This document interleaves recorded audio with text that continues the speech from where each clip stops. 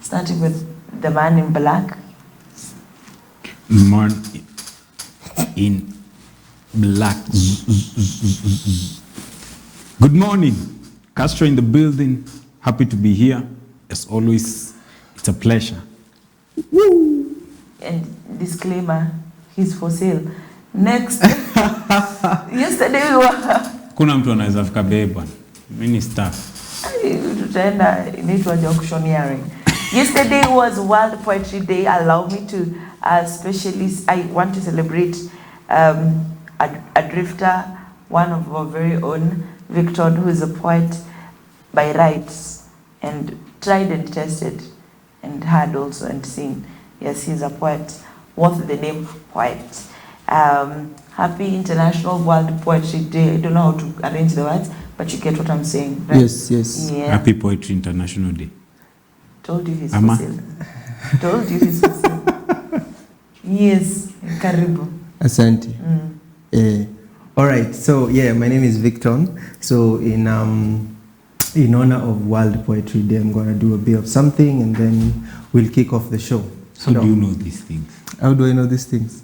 Don't worry. Mpaka you knew the World Toilet Day. Man.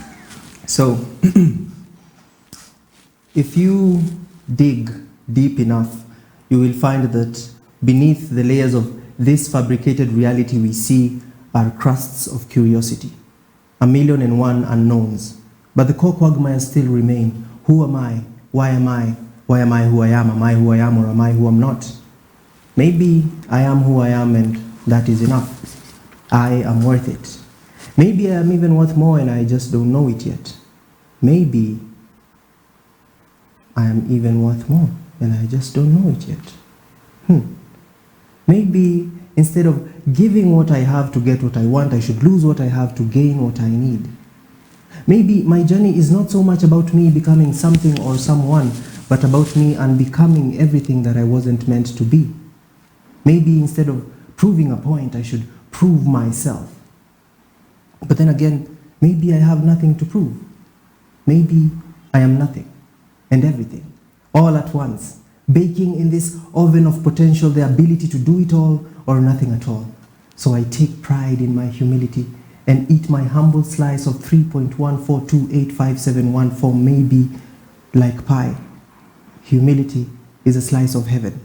But then again, even hell is down to earth.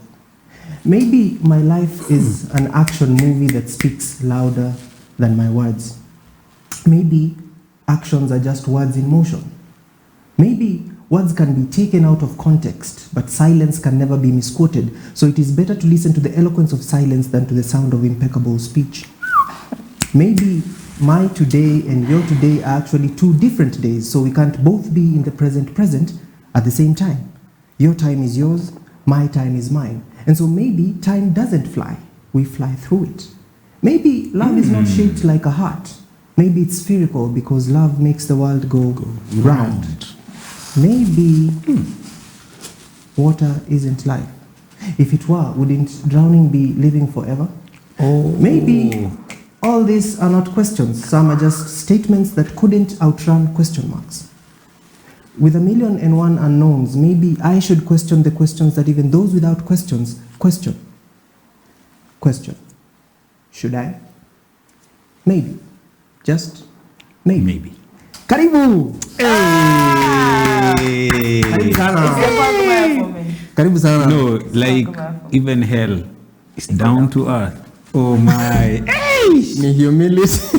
Hey, man, it's amazing. That's an amazing piece. Yes. But I can also try. I've been a poet before.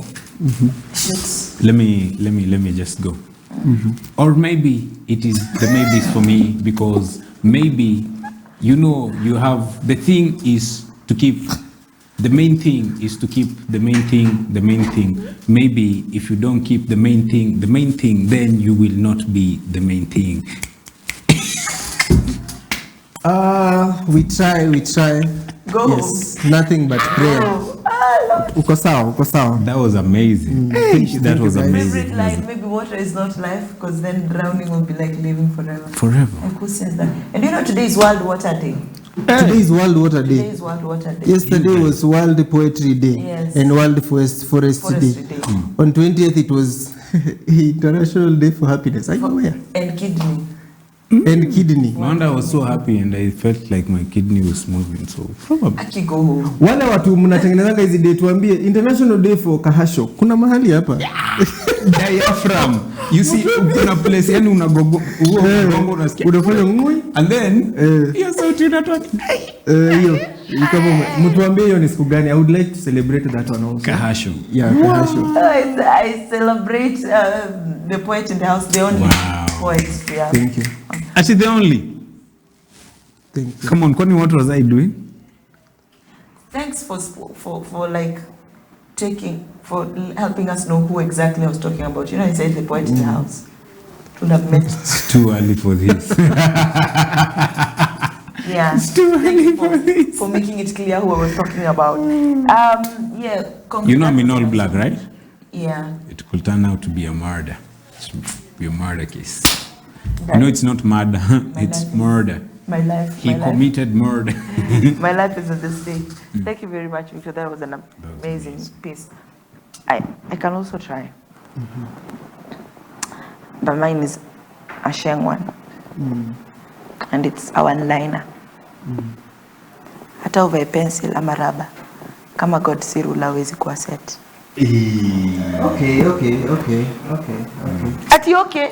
Okay. No, that's good. That's yeah, good. exactly. In fact, let me for real, because like it doesn't take a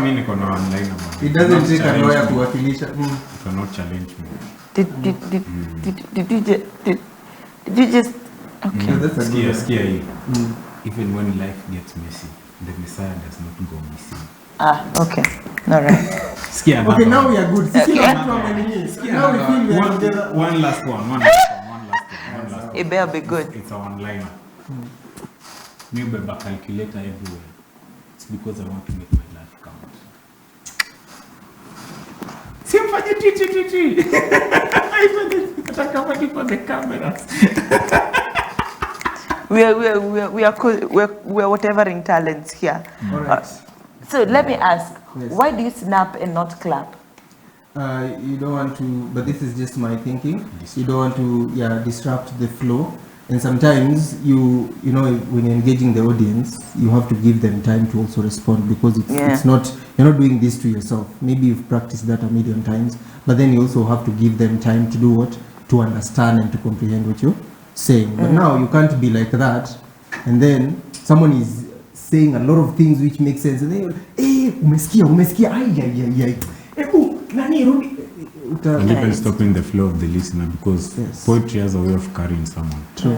So even the listener, to give them time to, you know, for example, when you attend Wimbledon, that tennis tournament, like they don't cheer to make a noise. It's a gentleman's affair, so they just clap.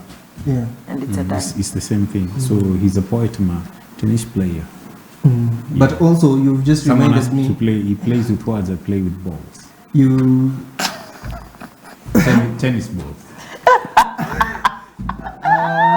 So, you know, you just you guys are not good.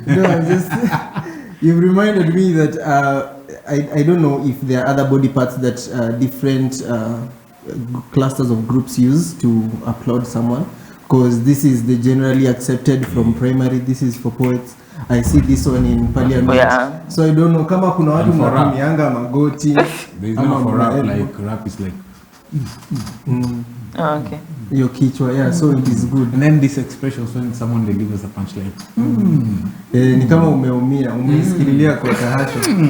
Yeah, so that's why that happens. Okay. Nice. That was an amazing. You give us another one tukimalizia. Yes. Okay. Amazing. Okay. Sorry. Okay, acha tusiseme sijui drift ina killing talent ya watu na hopes sijui nini. Sawa, utatupea ingine. Prepare. Sawa, be good. The platform.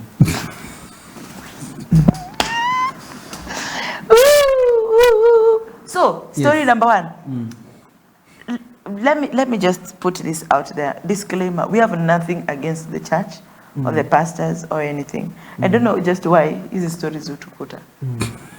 This pastor went ahead and placed a bet, 100 million Kenyan shillings, closed down the church, opened 2 bars, and said, pia wanaweza jiombea hiyo ilikuwa biashara. What? Go fast. I don't know kama alijiambia in his head hata Jesus turned water into, I don't know, maybe amekaa na watu maji kwa imani akaona wacha niwapige na divine. I don't know. That is one. 2, it is very interesting that hayuko in Kenya right now, because right now kuna ile crackdown tunafanya ya pombe. So sijui angeenda wapi hiyo pesa. I don't know what would have happened. But I think it is, in fact I think it is good. Mimi mkiniuliza. Kwa sababu, this is why. I feel it is time. It is good to have faith and to believe, but I think tumefika place yenye sasa it is mandatory for it to be personal. Hakuna ati pastor okay, pastor wako ni mzuri, but now if you're not strong hivyo, your pastor will follow. What will you do? I'm not saying he will, but he might. He's human, or she is human. Sindio? So si ati tunaingililia. By the way, we are not against the church, but I think shining a light on that even ministers of the word are human. And you're not following them, you're following who they are following. And once they stop following who they are following, then you have no obligation to be in the same route with them. Unaona? So that is where I feel ni vizuri. The better, watu wajue, waumini wajue, kama watakuwa I don't know kama, sijui kama nataka tenda ya Holy Communion. But I don't know, but that's just, it goes to show you, ni vizuri. Hata Mungu by the way, bariki wachungaji wetu na pesa, ndio tujue ni watu wa aina gani. Wangapi watasimama? Kama wamekuwa kikunywa mvinyo kwa nyumba peke yake akiwa anasema tu kai nyinyi kiomoka ile siku, na ndio imefika. So yes, God exposes, and I love it. In fact, more mwingine mwenye anataka kufungua gambling station, banyo wanafungua, imagine. I know of, okay, nikimsema sasa itakuwa nikana mchukia because namsemanga kila Friday, but I know of a pastor or apostle or prophet, whatever he calls himself. He has a station, a TV station, and he does betting and everything inside. Like he allows anything that Toma 20 15 minutes 20 anything of monetary value goes through that TV station. Okay, that's interesting. Umesema hivyo nikafikiria. Baby Mungu akiwa uko joro raga. Unaona tukienda kwa matu unaona msanii yenga drop kwa biscuit 20. Baby Mungu raga wazee wakiwa uko chini wako like miujiza uponyaji. I know, right? Miujiza uponyaji. It's cool. Mwingine hapo, mwingine. Ya wewe uko na shida gani? Kifafa. Aya. 500 yako, what's your problem? Mungu cheka lakini. But it is sad. But again nitasema, and I have said this here before, wale watu wanafaa kuwa kwenye mstari wa mbele wa kukashifu vitu kama hivi ni wachungaji, the legit ones. Wanafaa kuwa na committee wako like, nani huyo umefungua lala hapo, where your whips, wampige tu whips, alafu sasa wakuwe excommunicado, and then hata sisi tujue.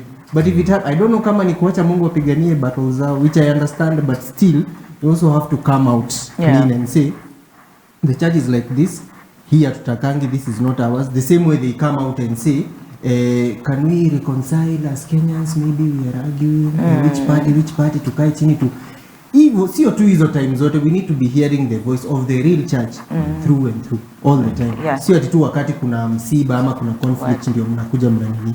Whenever things are not going well, say many. Whenever things are going well, applaud people, tell them, you know, that voice of reason needs to be constantly there. Awesome. Yes. Who is that Pastor Manze? What? How do you even bet first of all? Why are you betting? Man of God. Where? Kwanza to quote his word, ati hiyo ilikuwa biashara. Man, Manze. Hapo ameshukisha ball. But anyway, amepata pesa yake. Yende ajipange tu. Now the thing is, I feel for the people. I don't know how big his church had been, but I feel for his followers, Manzi, because now, wow. That's a moment that must have shaken their faith. Well, alafu the funny thing, kama ilikuwa biashara, our followers they were walikuwa ni aje, ni cash cows wake. So atakuwa hiyo pesa ya bet ampati yeye. Na labda hata wanaweza kuwa ndio walimsaidia kupata bet slip wewe. But it's interesting because umemention hivyo. Ingekuwa mshirika ndio amewahi jackpot. Pastor angekuwa tu hapo, praise God, amen, umebarikiwa sasa. Mimi sitaki Mungu. I know. Na sasa angepata hiyo ndio nilikuombea. Hizo teams zikaingiana. Exactly. Team 13. That means angekuwa 10 million. Angekuwa bado. Lakini huo pastor yani hizo team zote ziliingiana. Na jackpot na vile banze jackpot na kugana game ngumu. Meaning amekuwa artist for za game za draw alieka draw vizuri, game za win akakula win. Hiyo sio kuangukia, huyu ni mtu amekuwa akifuatilia hizo. By the way, wacha nimpigie makofi mahali huko because I don't think ni luck. Pia kuna ka effort umekuwa ukiweka. Labda hapo before uingie kwa summon unachungulia hizi odds. But you know usikiangi hiyo jackpot ishindangu na wale wase wanajua kuchambua ball. Hiyo jackpot ushindwa na wale wase tu msee ameenda amefinya. That's the word on the street yani. So wase wenye wanajua kuchambua ball ni wanashindaga hizi 1500 amewekelea. Mtu ameweka 20 bob na anaweka game 30. Lakini pia beti tu mchanga. Like umewekelea 3 bob. And then umeweka game 20. Alafu uko pale zinangojea 150k jipe. What? Unasikianga baadaye hiyo kitu ilikuwa imeingiana ni game tu moja imenitoa. Mwanzo hiyo game singeingia juu. Na kuna swali mwanzo sasa ningekuwa nimeomoka. Kuna swali atuulizi. Bibi ya huyu mtu wako wapi? Because he has to be a family man. Na wameshinda hii pesa because the only one mwenye anaweza onja hii mwenye amekaribia divine, I mean mwenye amekaribia chovya kumaliza buyu kama hazi anakana Mungu kijudas na kipetero. What do you expect atafanyia wife hii pesa ni yako? Mimi hata sijui, but I'm just thinking wewe ndio unaniambia kuwekelea ni dhambi. Pesa ndio hii wewe enda msijui na kina nani uombe Mungu akupatie. But kuna venye pesa inafanyanga mtu. Mi after kushinda hizo pesa zote you see na umefunga kanisa na umefungua place ya divine. I think kuna venye labda anakunywa bibi yake mo. Literally. I'm guessing. I don't know. Maybe amekuwa more attractive. Watatuambia. There is no Sean Carter said there is no ugly billionaire. I'm cute. Anyway, ni pesa. Pesa mosho moja. Now, number 2. Police have arrested a pregnant woman who faked her kidnap and made her husband pay 187,000 ransom. According to the police, the pregnant woman shared the ransom payment with her boyfriend.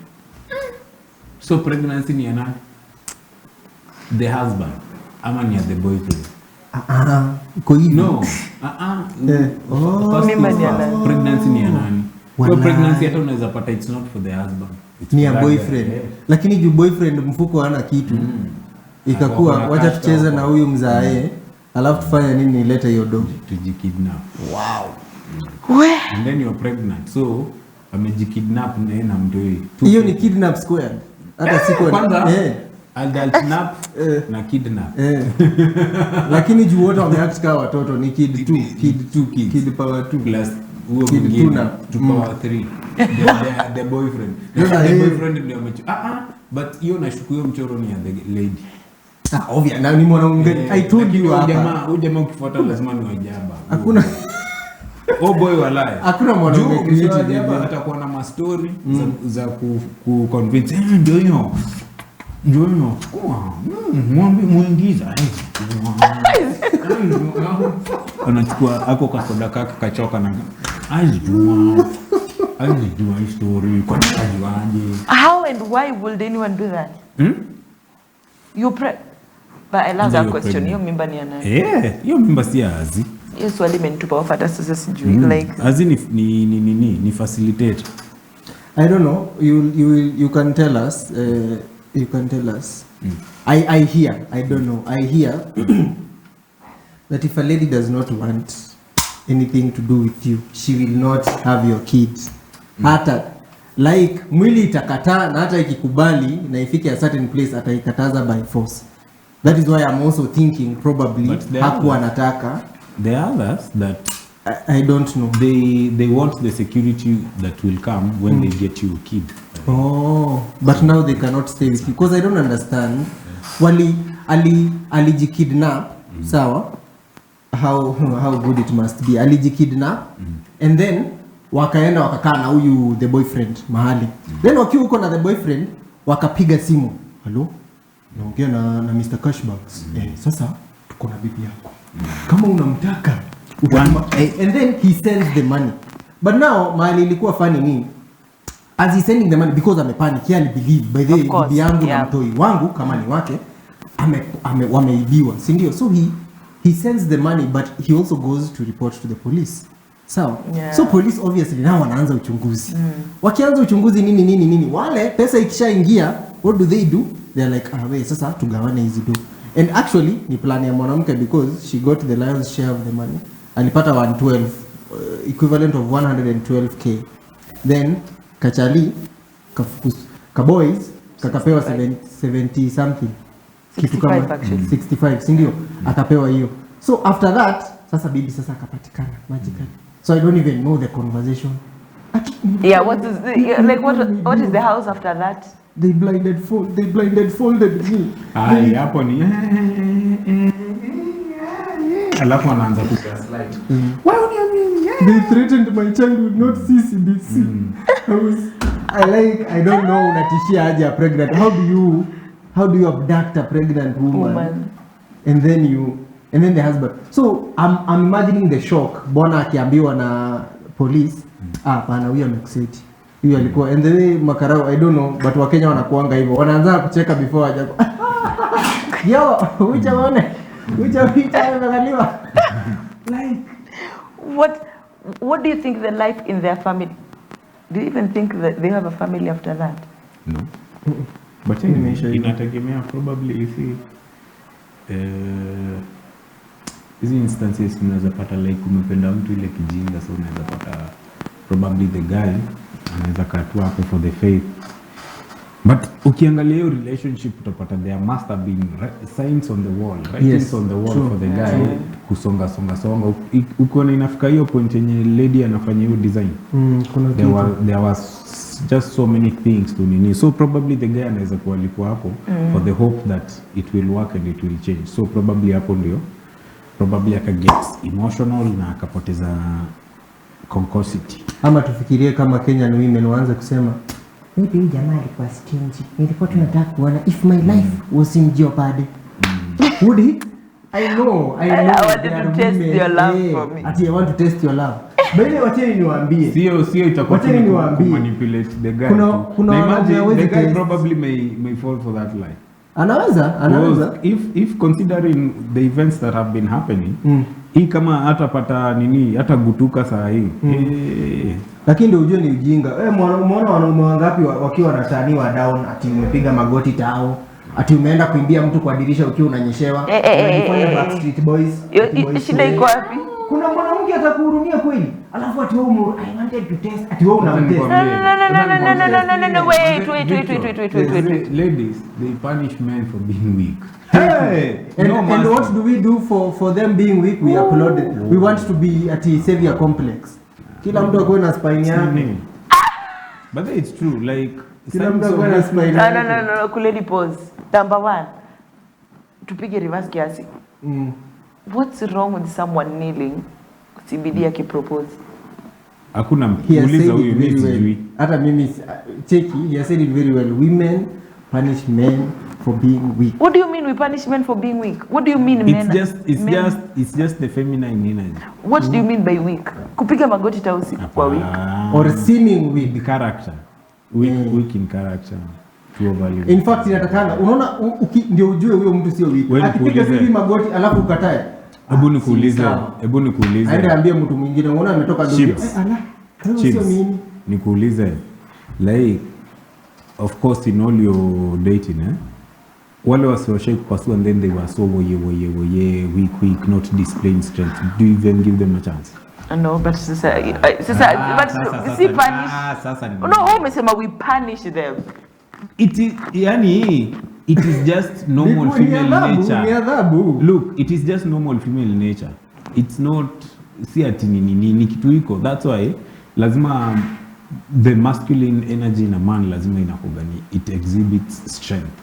But sasa you see, that's where, because now the feminine energy the way ina exhibit now the submission. So when the kuna like masculine energy, the feminine energy will just submit to it. But when now the guy, now hiyo part yenye inamaanisha weakness ni ile, now when the guy anaacha masculinity yake and he starts becoming feminine, hiyo ndio weakness. Now this ndio inafanyanga, now a lady will punish this, ataenda, yani she doesn't know why, but dem ataenda tu. Okay, let's zama hapo. Leo ni World Water Day. Taking life seriously. Tuzame hapo. Drowning should be drowning should be, yes, if water is life, drowning should be living forever. Yes, you want to live forever. Drowning now, yeah, so that you live forever. Yeah, hallelujah.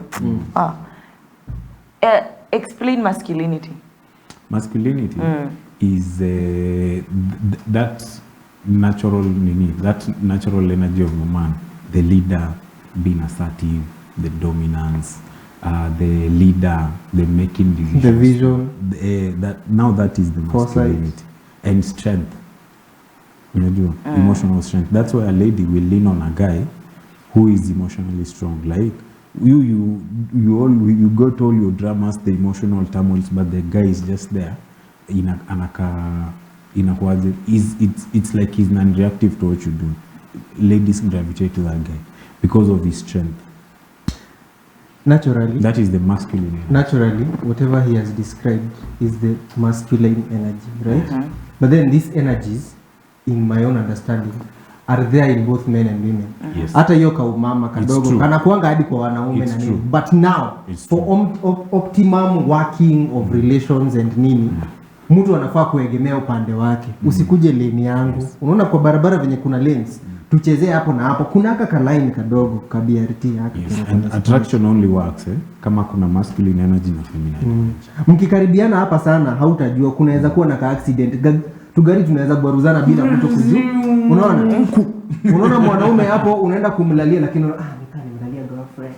Because mna hiyo unaona hauwezi jua. So kidogo unapata kuna guys wenye wana you are cute, hauambiwi cute ati kwa sababu you are her, unaambiwa cute kwa sababu you are her. Unaona kuna hiyo. So ama unapata dem ni boy sana, una get. So akishaambiwa when ajimzito ama unahagiwa, dem anahagiwa anafikiria hii ni ile hagia hivi, lakini ni ile Yeah. So there needs to be here strong. Strong. So there needs to be here. Yeah, that's what we mean. When it comes to your statement weak, I don't want to really say that we tesa them, we make them suffer, or we suffer. It's not punishing. Ladies have no mercy. No, it's just like that. Ni natural. Quoting Victor, stay on your lane. See it we are mad. Ni kurudisha mtu kwa lane. It's no. That's no, don't do this. Bado kanapumua kanya. No, that's not what I meant. This is what I mean. If just using your own words, if you are supposed to be the emotional pillar, and then I'm an emotional wreck. Sasa nitakimbilia nani? You know what happens then? Ni unapata your woman is talking to someone else. You get. Ndio nasikianga watu wakiita emotional cheating. Is it interesting? Anaanza kuconfide kwa mtu mwingine na nini. What they are basically telling you under subtext ni why can't you be like so and so? Who I can talk to without being. And that, coming back to what you are saying, ni kama for example kurudisha mtu kwa lane yake, burudi kwa lane yako. Hali wanaume wengine wako stable wana. But then at the same time, nyinyi wanaume ndio mkiona dema like no, I can't handle this. I'm gone. Bye. I have friends who say... It depends with your level of the level of your relationship. So kama mtu ni wako na we mwenyewe ushamwa like she's your person and you're walking the nini, like ile moments ako hivyo, like you know how to maneuver that space. But hii kitu tumeturn from World Poetry Day to sivyo nashindo imekuwa World Masculinity Day. Hebu Geuza hii kitu bwana. Acha tutoke huko. But anyway huyo mwana tulikuwa tunasema huyu mwanaume alirudishwa kwa leni yake na huyu mwanaume. Hebu geuza DJ, hebu geuza hii tusipate tumeanza kifee. Lakini the man was not wrong in paying the ransom. Yeah? The man was not wrong in paying the ransom. At the time he was paying the ransom, he didn't know the wife was doing whatever he was doing. Yes. He was not wrong in the paying the thing ransom. after. Yeah. Ile kichapo na I'm not advocating for. But hiyo ndo amerudishwa ndo yake. Sasa sijui. So of course itakuwa court case. That is kama atakubali kupush na. And then upate tu jamaa tu na ufala yake tu waende upate siku moja wa pamoja. Huyo kijana mdogo. The husband. For the husband. Mimi ikifika hapo unasikianga love is blind, kuna watu walizaliwa vipofu. Mimi siwezi kuambia anything. Mimi siwezi kwa, it's not my business. You were born blind, bro. Anyway, perseverance. You said you're persevering. Moving us around. That's perseverance. Cheza Kibatimaya. Lakini now that husband sir ndio anafaa kuende shoes of the pastor. Aikile hiyo 7k bet. No, life is unfair. Life is unfair. Mwanaume mmoja anatoka huku mwingine anaingiza huko ndo. Oh Lord. Wow. God. All in a week. All in a week. There's a famous line yenye inasemanga all in a day's work. They say all in a week's work. All in all, relationships are working. Just make sure you have the right person by you. It is working. It's working. Yes. Yeah, quoting. Who's that again? Onaga, whoever sang that song. Yes. Relationships are out here are working. And the others are not working. And others are not working. Not even working. They're not working. Really? They're not working. By the way, we should do drift tour to South Africa. Soon. We go to drift. You got your passport ready? I got my passport. Got your passport ready? Yeah, I got, yeah. Mine is ready. It's a baba passport.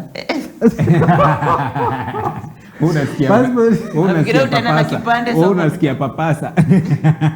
Kuna passport zimefika Kenya. Hiyo ni story nyingine. Unajua kuna ile delay ya. Oh yeah, by the pia ID nasikia zina delay kiasi. Zime delay. Mimi kuna msee najua bana miaka 2 sasa. Anakoja ID. Anatembea tu kunje na waiting.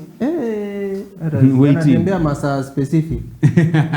Juu akitembea huku atashikwa. Wewe kijana, hebu kuja hapa.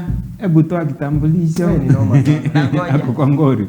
Ni noma sana. Nangoja. I don't know by the government, please work on those. Kwanza ID. Yes. We need to be working out here. Yes.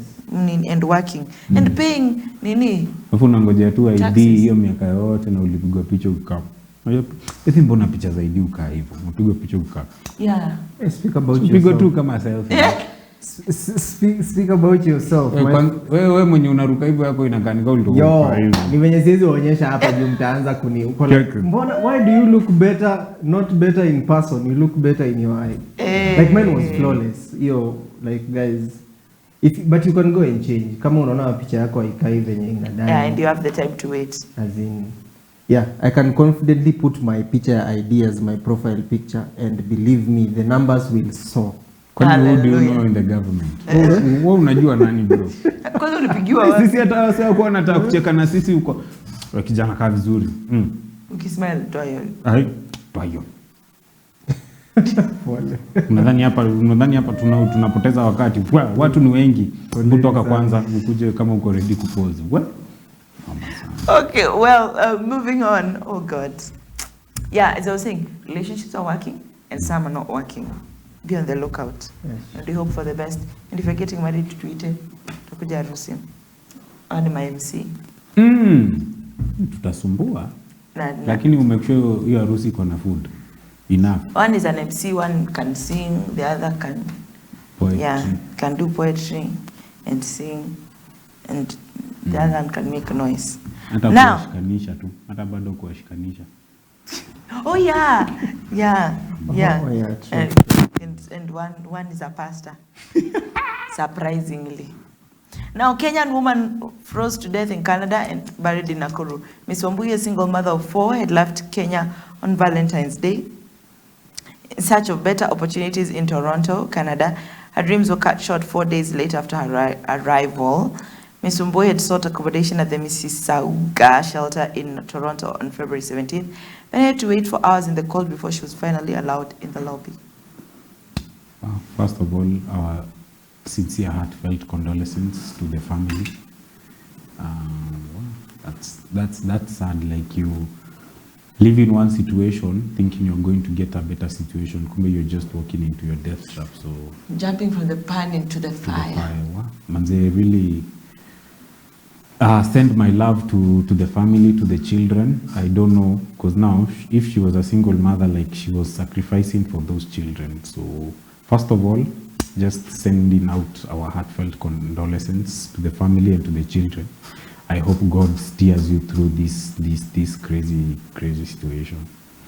But now I don't know where probably the rain beat her.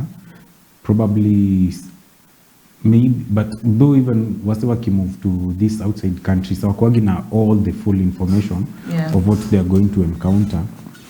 Maybe all other things probably alikuwa member, all other things na kwa member mambo ya accommodation nini, ama how to react na nini ama weather iko aje, because si winter inaanzanga ni November ama ni December, it runs to almost beginning of March. So probably yako anajua hizo stuff. So manze, we wish the family well. I don't know now what will happen to the kids, man. It's a sad one. Okay, Pauline, but yes, our heart goes out to them. I think we can use a better one than out of the frying pan, because this literally, I'll talk about Mali. She went to a colder. I'm just saying that is one. Okay. Two, out of the frigid. The issue here actually is, like you have said, and hiyo ndio mimi nilikuwa na hofia when I saw this, was that right now tunalia Kenya hakuna kazi na nini. She left Kenya to look for greener, colder, whichever pastures that she went to look for, si ndio? So venye ameenda huko ndio ameenda kudedi. Sawa. Probably angekaa tu Kenya haingekuwa hivyo, you get. And this is 4 days after Valentine's, you get. It is so sad. Na ameenda kutafutia watoto wake. Now my question is, for the Kenyans, and I'm not saying work abroad ni vibaya, but as Castro was saying, sometimes we are not given all the information that we want, you get, or we require to survive in a new and foreign land. Probably place yenye haujui mtu, hakuna mtu, like, and then it's not a trip, si ati umetoka hapa, umefika Narok kama ati place 3-4 hours, ati utarudi. Hii ni place yenye you have to plan and nini, so you can't just go for a week.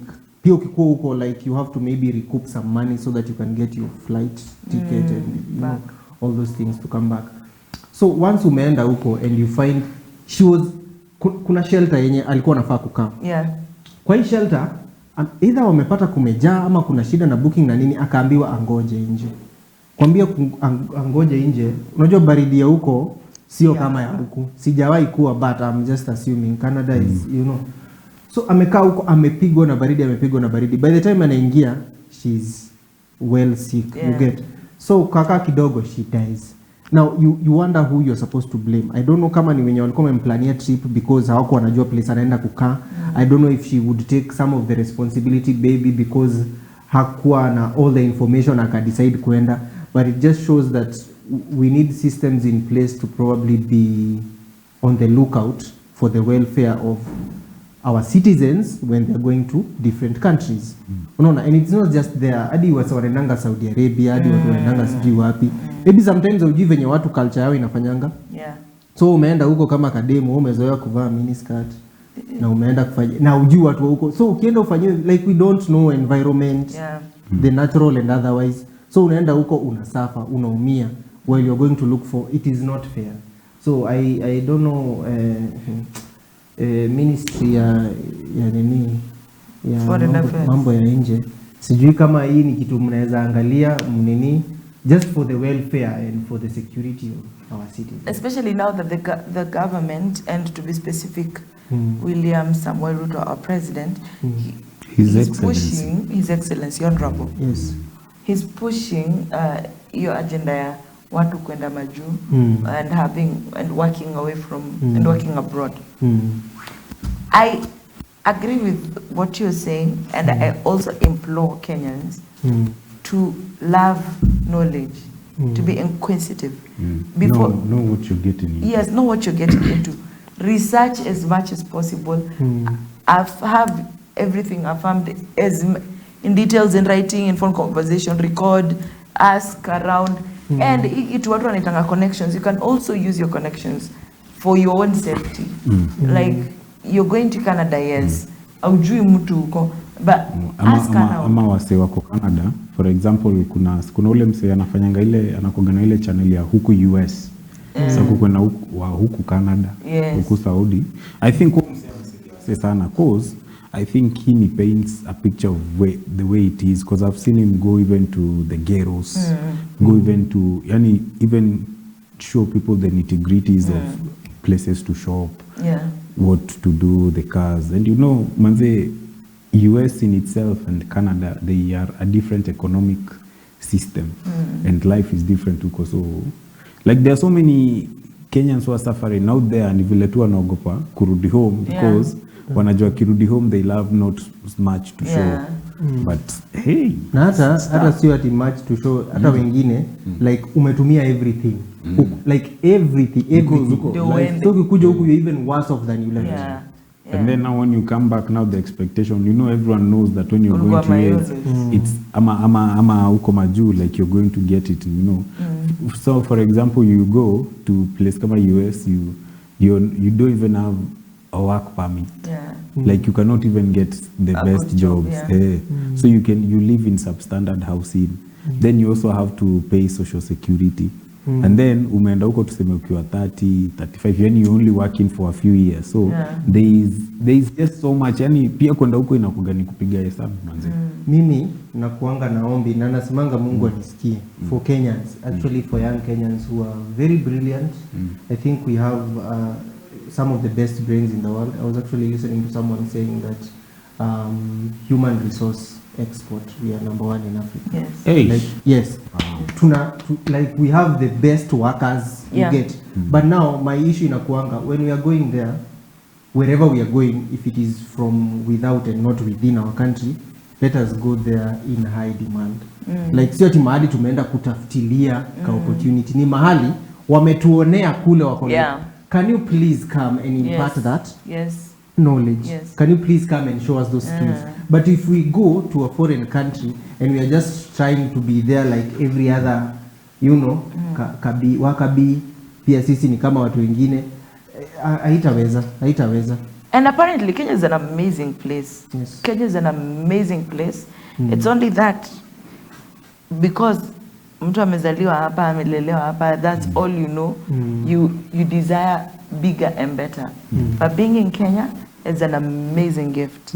I have traveled kidogo to some African countries, and you just know Kenya is way ahead, way ahead. And if Kenyans understood that, and if they take that in and guard it selfishly, oh God, we will do amazing. I know of countries, ukienda useme tu umetoka Kenya, that's it. You are hired immediately. Tuambia pia wanaotutizama ndio right for us those countries. Because now we have our passport. What did you call it? Passport. So now we already have our passports ready. Ndio manze tuende huko, and most of the countries in Africa are visa free. Even SA. Thank you, Ruto, for that, by the way. But also would want to throw in a proposition, an idea. Like you see now, these countries then is crowded, like US and the Saudis and the Canadas and UK. Like, think out of the box. Ebuenda to this, the Croatias, the Romanians and all that. Like Iso, like they have a whole there's a whole vibe to those countries. Go to those ones. But then you know, in Paraguay, in Uruguay, there's a tribe of Cambas. They immigrated there kitambo. Msichezange na sisi. Nilicheki last week mnatuingilia, but in Paraguay and Uruguay there is a whole tribe of Kambas. Wow. Yeah, they emigrated from here. I don't know vile walifika huko, but they maintain their community, they have their cultures, but the language imekuwa diluted kimpango. Yeah. Hey, that is interesting. Si tumeomoka mengi. It just goes to show me kama hujaitembelewa na Mkamba uishi mbali.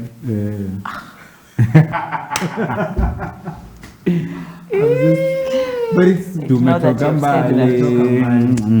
Now that you have said that, I'm trying to think kanisha itembelewa na Mkamba. Wewe ndio utatuambia. Nishawahi. Thank you, Joy.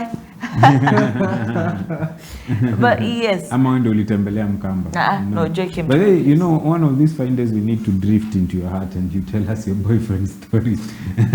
I will. We need. I will. It has to get real. I will. We have to put you on ice. We cannot be coming here to like talk to you. We open our rohos for you, and then you're not giving us anything. Which roho have you ever We'll put you opened? on ice. Which roho have you ever opened? Sio tunafunguanga tu inakaa jokes sana by the way. Inakanga ni jokes, lakini tunakuaga tunaumia. Unajua hapa tunakujanga kudrift na issue zetu. Tunazichilia zinaenda. So guys wanadhani ni content tu ya ukweli hapa. These are people living in character. Wapi? Hapa tunaumia. I will. One day I will tell you must way. One day I will tell you must way. We'll need Anyway. You will help so many ladies out there, so many girls.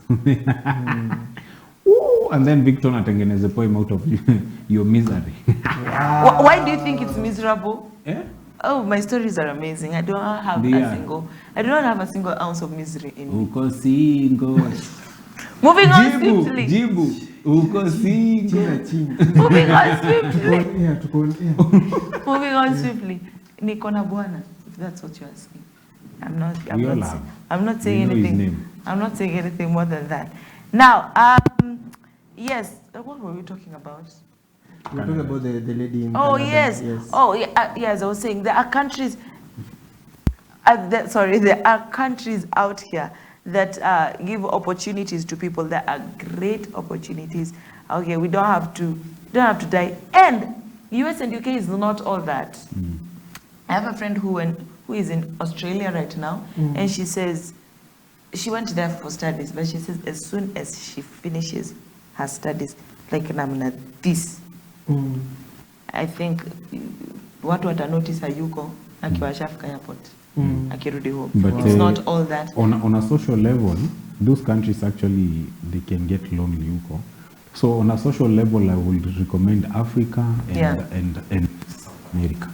Hata usiende South Africa. And the Caribbeans. On a social level, South America. Yes, ndio nimesema hata usiende South Africa. But socially, like now we're looking at the aspect of man being a social being. Like socially, for Africa and South America have a rich social culture, and the Caribbeans. We do this. Sadly, it is the end of the drift. I know. I'm sorry. It's beyond me. I can't explain. My name is Consolata Chibalonza. It's been an amazing session today. I loved it, guys. My name is always, my name is Castro. My name is always. Yeah. Hi, always. Yeah. Stay happy always. Oh, God. Why? So, Castro. No, I don't. Happy to have been here. I check my biceps, man. When the things are changing. Wow. Yes. Victor, you promised us a piece. Oh, for the closing one? Yeah. For the poets and everyone. Yeah. Kama closing ceremony ya Olympics na World Cup. Wewe ulikuwa na chance ya kunini ukasema biceps. Haya, sawa. So, since nimesikia mumeongea my relationship sana, let's try and do one for, Yeah. Love us in the house. Yeah. Well, I don't know if that is the need. Yeah, so, this has been The Drift. My name is Victor. Even on IG, unaweza pata hivi vitu huko ndani. So, this piece, I call it My Weakness. So, yeah.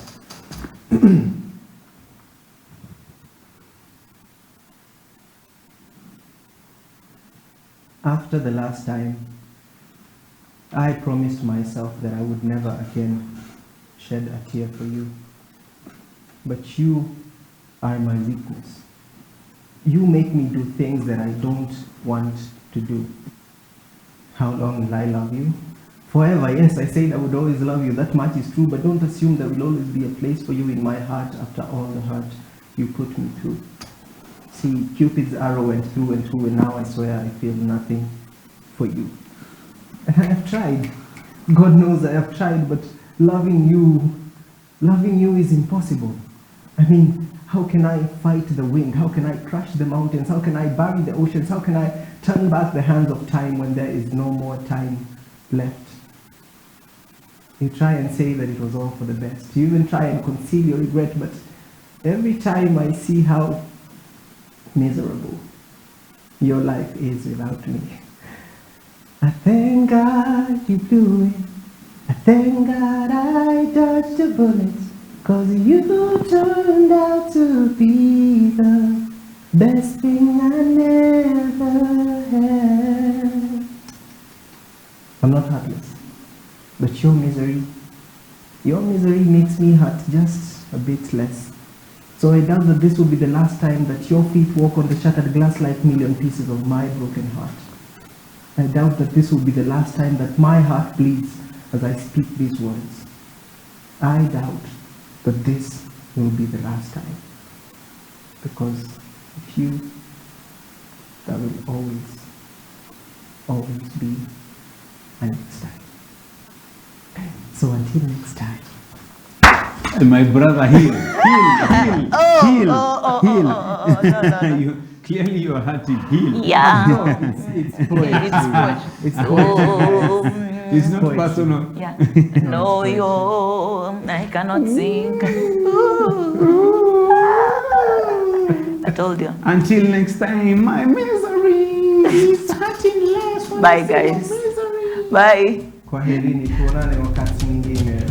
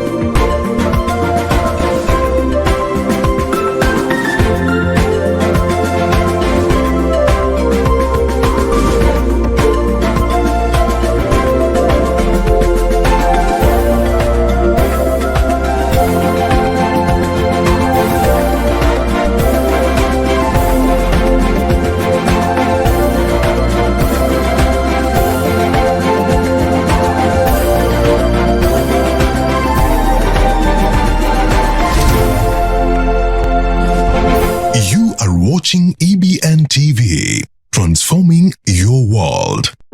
Up next on EBN TV.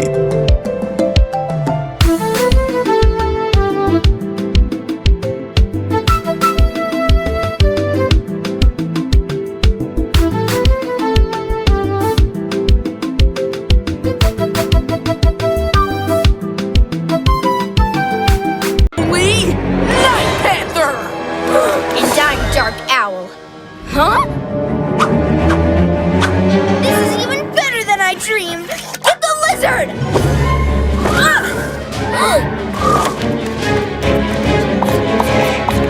Night Panther strike! Dark owl feathers! Super Gecko shield! You can't escape, Gecko! Join us! Super Gecko camouflage! Looks like the PJ Pest got away. Don't worry, he'll be back.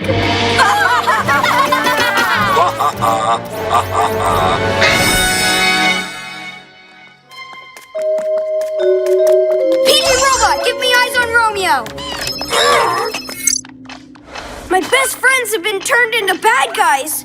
What am I gonna do?